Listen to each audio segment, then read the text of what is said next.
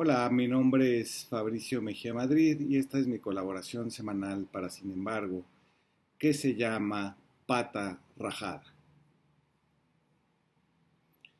Es nuestra descendencia la que está en juego, aseguró una señora vestida de blanco en la marcha que anunció la entrada de la oposición a la elección presidencial de 2024. Gritando, desaforada, describió lo que para ella es el presidente López Obrador. Indio de Macuspana, tienes unas patas rajadas que ni el mejor zapato que te pongas te quita lo naco, pendejo. Sobre el paseo de la Reforma, la señora recibió aplausos. En Twitter, los usuarios como Francisco Goitortúa la llamaron Gran Mexicana, o como Gloria Dávila dijeron que las representa. Ambos retuitean con fruición a Felipe Calderón. La pregunta obligada es, ¿cómo un discurso de odio puede representar a alguien? ¿Y qué tenía que ver el insulto racista hacia el presidente con marchar supuestamente en defensa del órgano electoral más oneroso y omiso que hemos tenido desde 2006? Patarrajada es un término del clasismo racializado que se utiliza en toda América Latina para discriminar a los indígenas sin zapatos, a los esclavos y los peones pobres, tanto de la colonia como del siglo XIX, que trabajaban descalzos y cuyas plantas de los pies se abrían con el polvo del camino. Se debe hacer notar que no se dice pie, sino pata, porque se animaliza al insultado. Referirse a las heridas de la piel de los pies también hace alusión a que las comunidades indígenas fueron desplazadas geográficamente a las afueras de las ciudades criollas y por ende tenían que bajar del cerro cuando se les llamaba con tambores. De hecho, tan es un clasismo racializado el tipo de racismo mexicano que no importa si eran mestizos, se les seguía llamando indios a los que vivían en los linderos, en las afueras distantes, y que tenían que desplazarse para tratar asuntos con la gente de razón. Los indios no solo caminaban, sino que cargaban cosas a cuestas y aún personas. Tiene el nopal en la frente, dicen de alguien que corporalmente lleva el distintivo de la identidad ancestral, que para ellos es la pobreza. La referencia de la señora a los pies y al calzado no es pues ninguna innovación lingüística. Es en cambio la repetición pública, con aplausos y apoyos, del discurso de la blanquitud. Blanquitud no es el color de piel, sino una actitud mental. La blanquitud cultural no es blancura racial. Se puede enarbolar la blanquitud siendo moreno o negro, sino es una violencia sistemática contra un grupo que se siente que no está comportándose como debería. La violencia verbal de la señora de la marcha hace transparente a todo un sistema de apariencias, reglas de vestimenta y de lenguaje, códigos de comportamiento, construido para obligar, para someter a los demás a ser mercancías. Como la describió el filósofo Bolívar Echeverría, la blanquitud arrasa con todo aquello que se le opone o que amenaza el poder del utilitarismo. Las pulsiones de vida, las tendencias lúdicas y creativas, los momentos de ocio, disfrute y libertad, los arrebatos del deseo, las pasiones y la risa, los espacios de encuentro espontáneo y de reflexión crítica. En el fondo de la blanquitud está el sometimiento del otro, que si no se reprime, merece ser exterminado. La señora de la marcha, al igual que el magnate Claudio X González o los líderes del PRIAN, reaccionan ante un país que ya no es la totalidad donde ellos creían vivir. Es un país con una mayoría del 80% que supo en algún momento de 2006 que el neoliberalismo nunca la iba a beneficiar. Pero los que siguieron comportándose, sometidos a las reglas de ser mercancías, con la actitud positiva de la autoayuda, los gestos, la sonrisa perpetua, las formas de presentarse como una mercancía que se ofrece para ser comprada o alquilada, reclaman ahora su propio desconcierto. Habría que decirles que no es la 4T la que no cumplió sus expectativas de someterse para lograr un mayor nivel de consumo, sino que esa promesa del neoliberalismo era una mentira, que debían escuchar a los de abajo, a los pobres, que se dieron cuenta desde hace más de una década, pero no los han escuchado porque el propio sometimiento a la blanquitud se los impide. ¿Cómo los pobres van a saber más que yo? Los zapatos, nos dice la blanquitud, son una identidad espiritual que no se borra. Pero ¿cuál es esa identidad? Bolívar y antes Husserl aclaran que el eurocentrismo no es de los gitanos, los eslavos o los polacos o los españoles, o en el caso de los Estados Unidos, los afroamericanos o los judíos. No es geográfico ni cultural, sino de una clase hegemónica más imaginada, fantaseada por los que desafortunadamente tuvieron que nacer en México, en la periferia polvorienta del mundo, improvisada, narcotraficante y horrorosa, como dijo el ex canciller de Fox del pueblo de Putla. Es esta confusión de la universalidad abstracta con un anhelo de pertenecer al centro hegemónico concreto, los blancos de Europa y Estados Unidos. Así, la señora de la marcha siente que la desigualdad con los indios de Macuspana se justifica por la superioridad de saber pensar, ser útil y someterse a una racionalidad de ser útil a un discurso de dominación que ella misma repite.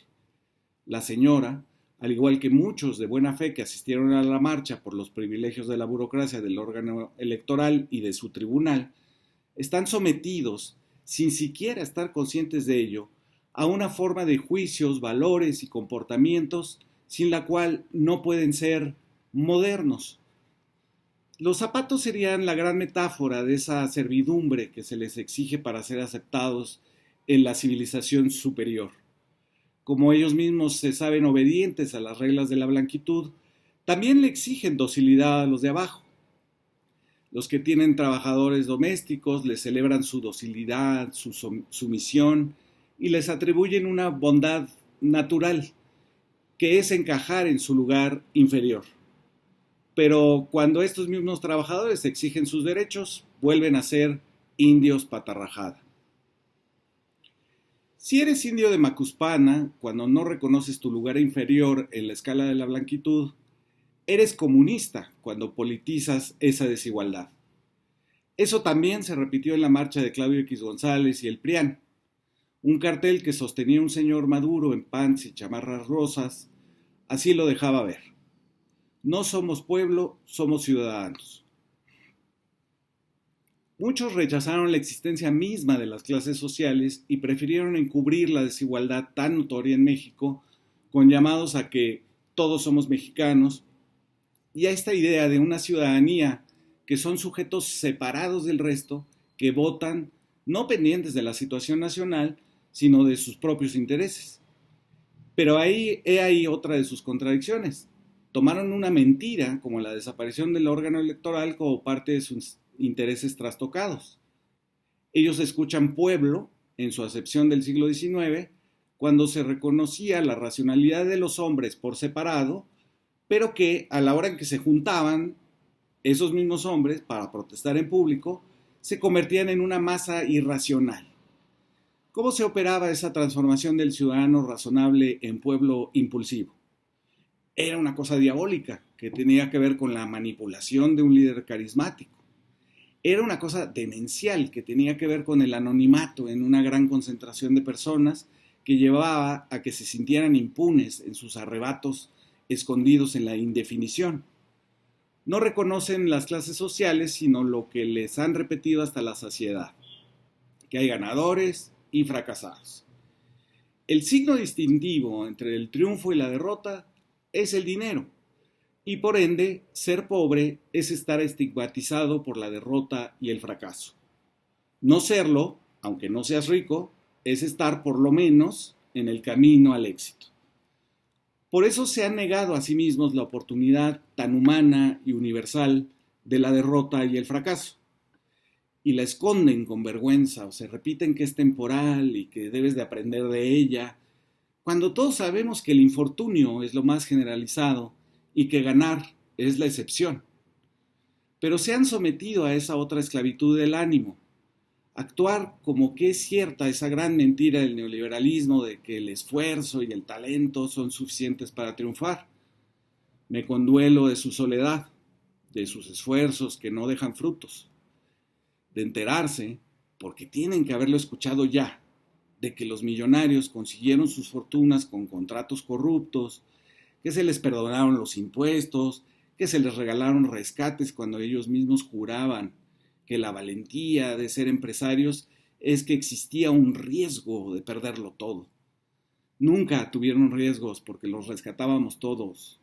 Nunca arriesgaron nada porque se les daba trato de favoritos.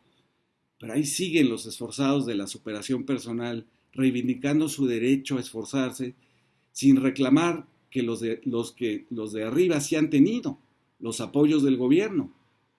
Entre los ricos que nos endeudaron a todos con el FOBAPROA y los programas sociales de López Obrador, la señora de la marcha cree que la pobreza se reparte, que se contagia, que se invoca si uno la nombra. La pobreza es como un conjuro, una maldición, un hechizo, para el cual se necesita un amuleto. La manta dice, me gustan los lujos del capitalismo, comer 3 veces al día y que mi perro sea mi mascota y no mi cena. La marcha sostiene una idea que no tiene asideros en la realidad. El socialismo no existe, más, pero se le llama así a recuperar un poco del estado de bienestar. La denominación a la mano es así empezó Venezuela, pero no hay algo palpable a la mano sobre qué significa eso de ser Venezuela. Entonces se recurre a la idea de la dictadura, que tampoco existe. Los últimos 4 años la oposición ha planteado lo que puede ocurrirnos, que nadie tenga vacunas, que se devalúe el peso, que la violencia rebase al gobierno, que AMLO se reelija e instaure el castrochavismo masónico. Pero no ocurre. Esta vez tampoco. Nadie ha planteado la desaparición del órgano electoral, sino que amplíe sus funciones a las consultas populares. Y aún así se insiste en la dictadura porque la libertad sería la de las mercancías y de los hombres y mujeres que se venden como tales, que son medios para un fin, que es el dinero.